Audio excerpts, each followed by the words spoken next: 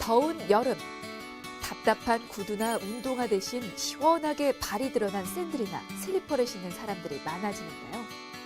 하지만 무더운 여름에도 발을 드러낼 수 없어 꽁꽁 숨겨야 하는 사람들이 있습니다.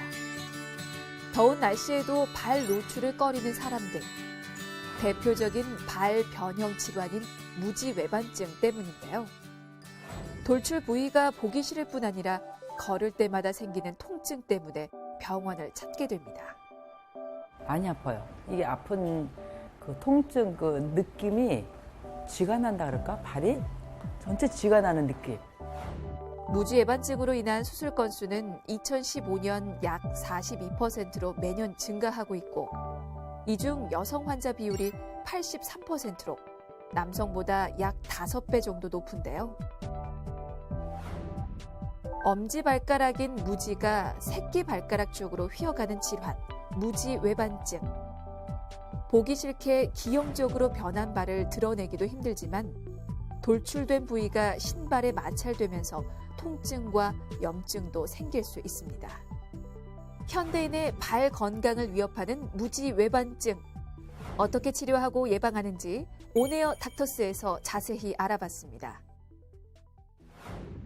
인간의 보행을 책임지는 발은 양쪽 52개의 뼈와 38개의 근육, 214개의 인대와 수백 개의 혈관으로 이루어져 있는데요.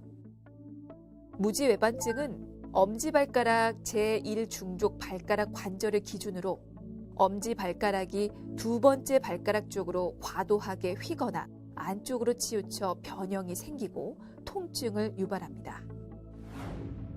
사람의 발은 서 있을 때는 몸무게의 3배를 버텨내고 뛸 때는 무려 7배의 무게를 견뎌내는데요.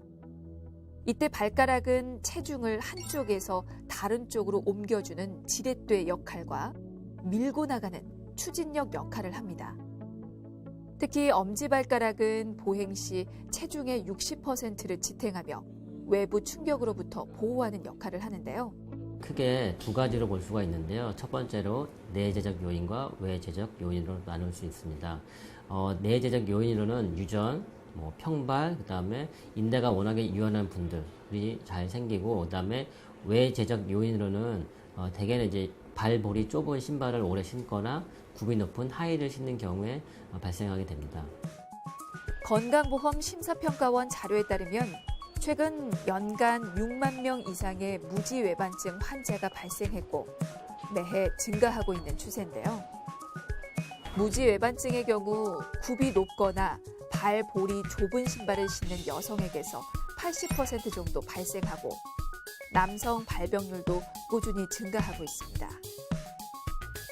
무지외반증의 성별, 연령대별 진료 인원을 살펴보면 50대, 60대 중 장년층 여성 환자 수가 가장 높은데요.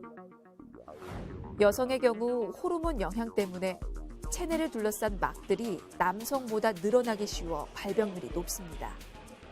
또한 무지외반증의 경우 유전이나 평발 같은 선천적인 원인보다는 불편한 신발을 신는 등 환경적인 요인이 많은 비중을 차지하는데요. 특히 굽이 높고 볼 좁은 하이힐이나 본인 발보다 작은 신발을 신는 여성들에게서 자주 발생해 일명 하이힐병으로 불리기도 합니다. 최근에는 키높이 신발이나 뒷굽에 깔창을 넣는 남성들이 늘면서 남성 무지외반증 환자도 늘고 있습니다. 엄지발가락이 휘는 무지외반증이 나타나게 되면 발이 피곤하고 뻐근한 느낌에 엄지발가락 부위 통증이 생기고 볼이 좁은 신발을 신기 어려운데요. 걸을 때마다 통증이 생기고 심할 경우 관절 탈구와 함께 관절염까지 발생할 수 있습니다. 대개는 중년 여성분들이 많이 생기고 이제 젊은 시기에 이런 하이힐 같은 거 많이 신는 상태로 계속 사시다가 특별히 그냥 참고 사시다가 점점 이게 무지외반증이라는 건 진행하는 병이기 때문에 시간이 지날수록 점점 각도가 휘어집니다. 그러면 통증이 더 심해져서 대개 40대, 50대 분들이 많이 오시게 됩니다. 특이한 거는 이제 남성분들도 많이 오시는데 그게 아무래도 키높이 깔창이나 그런 걸 신음으로 인해서 그런 환자들도 남성분들도 많이 찾고 계십니다. 무지애반증의 경우 엄지발가락의 변형이 지속되면 발가락 전체 변형이 생기게 되고 발가락의 탈구나 골절도 생길 수 있는데요.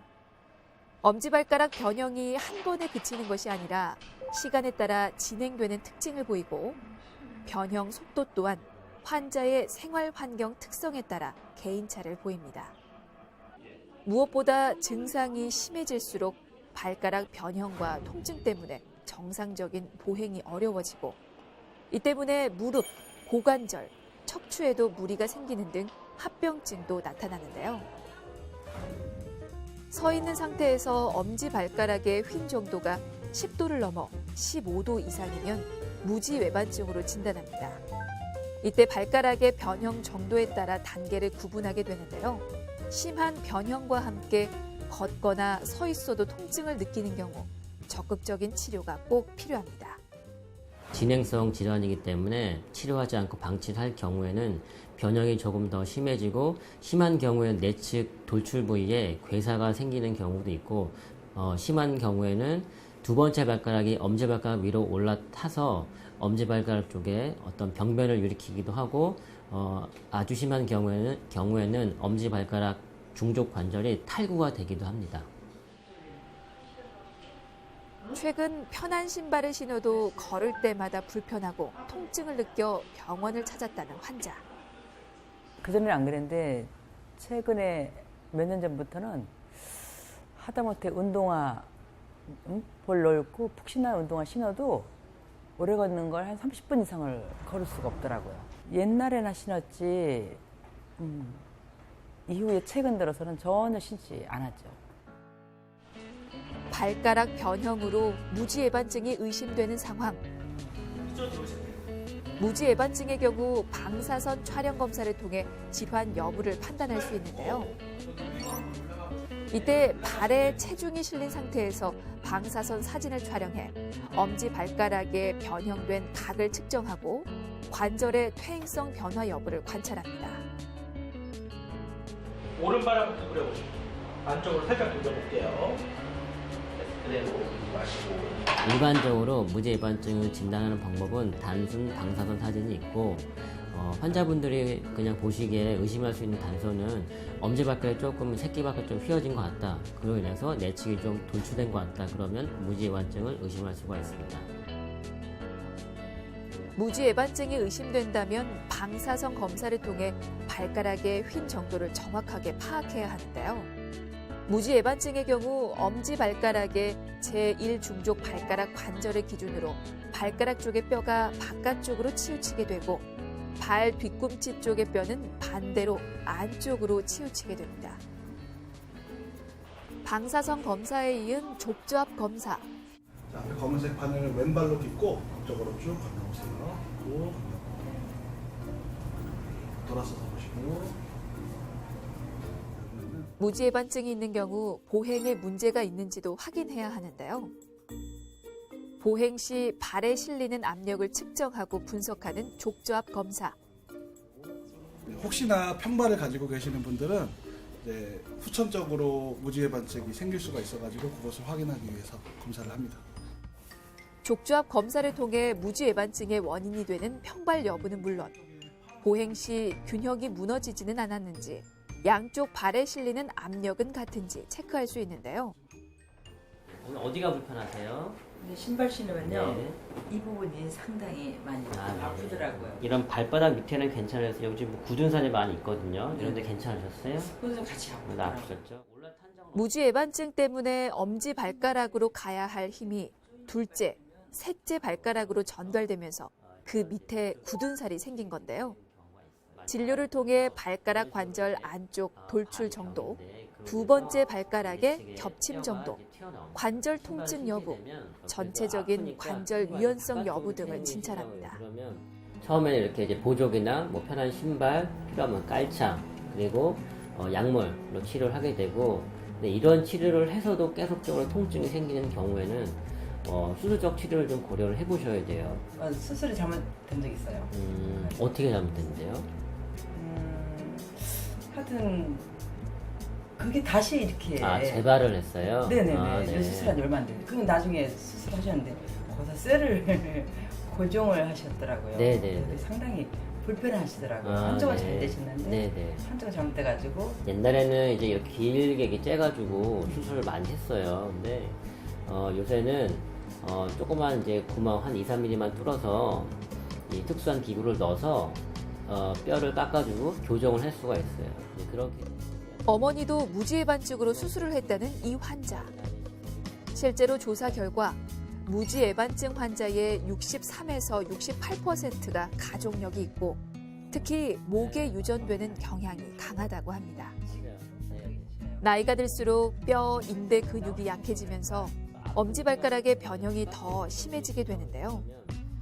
통증은 물론 보행 문제를 겪게 되는 만큼 적극적인 치료가 필요합니다. 치료 방법은 크게 두 가지로 볼 수가 있습니다. 하나가 비수술적 치료와 두 번째로 수술적 치료가 되겠는데 대개는 처음에 내원하신 분들은 비수술적 치료를 하게 되는데 이 방법으로는 대개 평발이 있는 경우 분들은 깔창을 하고 또한 무지외반 보조기를 끼는 경우가 있습니다. 또한 신발을 최대한 발볼이 넓고 편한 신발을 신는 것이 비수술적 치료가 되겠고 수술적 치료로는 일반적으로 내측 돌출된 뼈를 깎고 변형된 뼈를 교정하는 수술을 하게 됩니다. 무지해반증으로 인한 엄지발가락의 변형 정도가 심하지 않고 증상이 약한 경우에는 수술이 아닌 보존적 치료를 하게 되는데요. 엄지 건망류 패드라고 해서 두 군데를 보호해 줄 수 있는 패드가 있어요. 엄지발가락 돌출 부위와 둘째 발가락이 자극되지 않도록 착용하는 교정기 치료. 실리콘과 부드러운 탄성 섬유로 만들어진 패드가 체중을 분산시키고 돌출된 엄지발가락 건망류 부위를 보호해줍니다. 실리콘 재질로 된 엄지발가락과 두 번째 발가락 사이에 실리콘 재질이 된 교정기를 껴서 발가락을 똑바르게 교정을 시켜준다고 보시면 될 것 같고, 일반적인 신발이나 그런 건 아니고, 신발은 일반 그냥 편한 신발을 신으시면 될 것 같습니다. 대개는 이게 시중에 나와 있는 게 교정기라고 해서 나와 있는데, 일반적으로 그거를 아무리 오래 낀다 해도, 변형이 교정되진 않고, 대신에, 변형을 그걸 끼므로 인해서 일시적으로 교정을 시켜서 증상을 좀 완화시켜 줍니다. 그걸 다시 빼버리면 다시 변형이 다시 원래대로 되기 때문에 어떤 교정기를 통해서 무지해반증을 완치시킨다. 그건 어렵다고 보시면 될 것 같습니다. 발은 우리 몸을 지탱하고 이동 시 가해지는 충격을 흡수하는 등 중요한 역할을 담당합니다. 보편적으로 보행 시 체중의 60% 정도가 엄지발가락 쪽으로 쏠리는데요. 무지해반증이 진행된 상태에서는 힘이 엄지발가락에 정상적으로 실리지 못하기 때문에 보행에 문제가 발생하게 되고 무릎, 골반, 허리 등의 2차적인 통증을 일으킬 수 있습니다. 또 무지해반증은 진행성 질환으로 근본적인 치료를 하기 전까지 변형이 지속되고 완치되기 어려운 질환인 만큼 조기에 정확한 진단을 통해 적극적으로 치료하고 예방하려는 노력이 필요한데요. 가장 중요한 게 신발인데요. 발볼이 넓은, 굽이 낮은 편한 운동화를 신으시는 게 가장 좋고, 또한 평발이 있는 분들 같은 경우에는 발에 맞추는 깔창을 신어서 평발을 조금 교정을 해주는 것이 무지해반증을 예방하는 방법이 될 수 있겠습니다. 무지해반증을 예방하기 위해서는 가급적이면 볼이 넓은 신발을 착용하고 평발의 경우 발바닥 내측을 지지해주는 깔창을 착용하면 도움이 됩니다. 또 평소 아킬레스건 스트레칭을 해주고 굽이 낮은 신발을 착용하되 보행 한두 시간 후에는 휴식을 충분히 취해주시고요. 따뜻한 물로 족욕을 자주 해 발의 피로를 풀어주는 것도 예방에 좋습니다. 평소에 발이 조금 휘어져 있고 그 엄지발가락 쪽 부분이 통증이 생긴다고 하면 무지해반증 의심할 수 있기 때문에 본인 스스로 이제 진단하거나 고민하지 마시고 병원에 내원하셔서 적절하게 진단과 그에 맞는 치료를 받으시는 것이 필요하실 수 있습니다. 그래서 무죄반증이 좀 의심된다 싶으면 가까운 병원에 꼭 가셔서 치료를 받으시면 될 것 같습니다. 제2의 심장으로 불리는 발. 발은 신체의 2% 정도를 차지하지만 나머지 98%를 지탱하는 등 우리 몸의 뿌리가 됩니다. 뿌리가 흔들리면 몸 전체가 무너질 수 있겠죠? 매일 서고 걷고 뛰면서 늘 피로한 발. 평소 발을 혹사시키는 불편한 신발은 피하고 틈틈이 마사지나 스트레칭으로 발에 쌓인 피로를 풀어줘 우리의 소중한 발 건강을 지켜내시기 바랍니다.